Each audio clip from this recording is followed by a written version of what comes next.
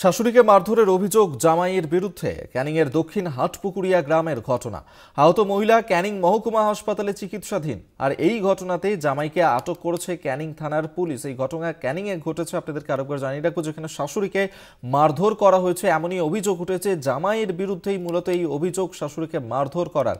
ক্যানিংয়ের দক্ষিণ হাটপুকুরিয়া গ্রামের ঘটনা। আহত হয়েছেন ওই মহিলা।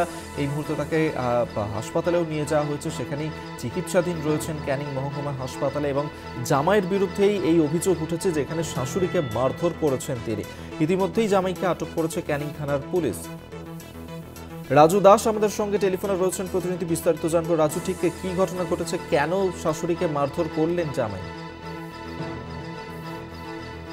মধ্যে প্রায়শই ভদ্রতা লেগে থাকতো। সেই ভদ্রতার মাঝে শাশুড়ি যখন চলে আসে তখন শাশুড়িকে মারধর করা হয় বলে অভিযোগ উঠেছে এবং আশঙ্কাজনক অবস্থায় সেই শাশুড়িকে এই ক্যানিং মহকুমা হাসপাতালে নিয়ে আসা হয়।